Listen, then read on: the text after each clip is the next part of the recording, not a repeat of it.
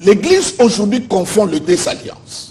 Nous ne sommes pas dans l'ancienne alliance. Dans l'ancienne alliance, Dieu avait des serviteurs. Dans la nouvelle alliance, Dieu a des enfants. Dans l'ancienne alliance, Dieu avait une nation. Dans la nouvelle alliance, Dieu a une famille. C'est toute la différence. C'est toute la différence.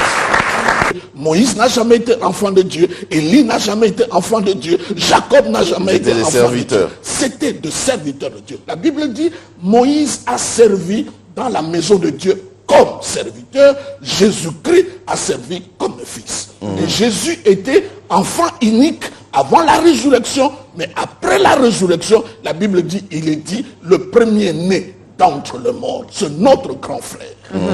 Vous verrez, ce qui se prêche aujourd'hui dans nos églises, les apôtres ne l'ont pas prêché. Allez prendre les actes des apôtres, parcourez toutes les prédications des apôtres, vous ne verrez pas là où ils sont en train de parler des démons, des liens, de Satan.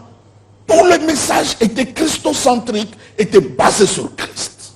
Peut-être par rapport à la culture oui, par rapport à la culture, par La rapport Bible à n'est pas un livre culturel, c'est un livre spirituel qui ne souffre pas de culture. Les démons existent. Les liens, les envoûtements, tout ce que vous voulez. Mais nous ne voulons pas faire la promotion de tout ça. Au lieu de faire la promotion des démons qui ne font pas votre promotion ou qui ne font pas la promotion de Christ, qui ne veulent pas votre bien. Maman, faisons la il y promotion a de lui-même de Jésus. dire comment tu peux passer ton temps de parler de quelqu'un qui ne t'aime pas. Il ne t'aime pas, mais tu parles de lui. Vous savez, le diable est trop malin. Le diable, lorsqu'il dit à Jésus, change le pierre en pain. En fait, il dit à Jésus, deviens ce que tu es déjà. Parce que Jésus, c'est le pain de vie.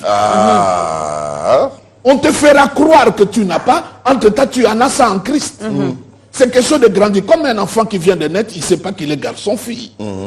Mais question, quand il arrive à un certain âge, il prend conscience qu'il est garçon-fille. Ce n'est pas à ce moment-là qu'il devient garçon ou il devient fille. C'est un problème de conscience. Voyez comment le diable peut t'embrigader dans le mensonge. Il peut faire te croire des choses qui ne sont pas vraies. Parce que un homme orgueilleux par nature, il veut qu'on parle de lui. C'est comme ça même quand tu n'as pas étudié, tu n'es pas allé à l'école, tu as échoué aux examens, on te dit ce sont les démons des échecs. Donc le diable s'attribue tout. Ton pinet crève, il dit c'est le démon de crevaison. Il prend tout. Un cafard passe, il dit je suis là-dedans. Donc moi. il veut qu'on parle de lui. on parle que de Orgueilleux. orgueilleux. Et la Bible dit, nous on ne fait pas son apologie.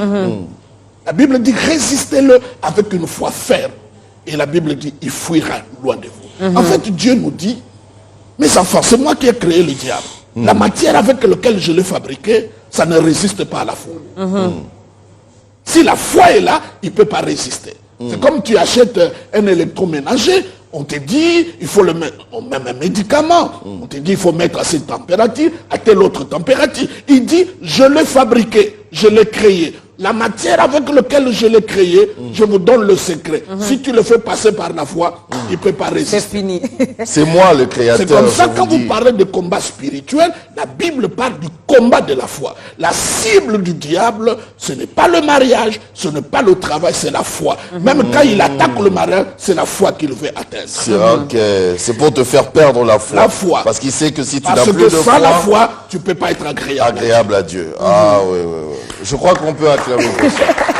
Lorsque les enfants d'Israël étaient mordus par le serpent, qu'est-ce que le Seigneur a dit? Quiconque va regarder les serpents de rein, qui est l'image de Jésus, va être guéri. Mais aujourd'hui, au lieu de regarder le serpent, nous étudions les sortes de serpents. Est-ce que c'est un vipère, à la conda, Serpent à c'est sonnette. cobra, à sonnette? Non, non, on ne nous a pas dit ça. On nous a dit de regarder sur Jésus. Dans le royaume de son fils d'amour. Donc là où Dieu m'a placé, c'est là où se trouve son amour. Là où il y a le cœur de Dieu, c'est là qu'il m'a placé. Je dois croire à ça, pas aux expériences. Le diable agit pour ses enfants. Mais nous, l'Éternel est notre berger. Donc, cela veut dire, là où il y a des brebis, c'est vrai qu'il y a des prédateurs. Mais le berger est là. Regarde un homme comme David, un ours, un lion, entre dans la bergerie, attrape une brebis, il est un être humain comme moi. La brebis est animal. Qu'est-ce qu'il va suivre? Il va poursuivre le lion, il va arracher la brebis qui était déjà dans la gueule du lion, et il a tordu le cou du lion. Si lui, être humain, de chair, il fait ça pour un animal, qu'est-ce que vous pensez de Dieu comme berger? Qu'est-ce que vous pensez? Je donne un exemple. Dans une église, on fait passer un ex-sorcier pour rencontrer tout ce qu'il avait fait quand il était sorcier. À quoi cela sert dans une église? Je mangeais un tel, vous voyez l'accident là, limité, c'était moi, je fais ceci. Ça fait quoi à l'église? Pour pousser à ceux qui continuent à demeurer dans la sorcellerie, de voir comment il va finir. Mais ce n'est pas à l'église, allez leur dire cela. L'église, c'est autre chose, c'est pour la bonne nouvelle. Si nous poussons la logique, pourquoi vous ne prenez pas une prostituée, vous le mettez devant et qui nous rencontre ses numéros avec les hommes? Ah. On ne le fera pas. Parce que tous ce sont des œuvres du ténèbre. La chair n'est pas politique. La chair n'est pas pour le diable. La chair n'est pas pour autre. Quand tu te lèves, tu es pour la bonne nouvelle. Et tu parles que de Christ. Si tu as acheté une belle voiture, ce n'est pas la chair. Ça, ce n'est qu'une nouvelle intéressante.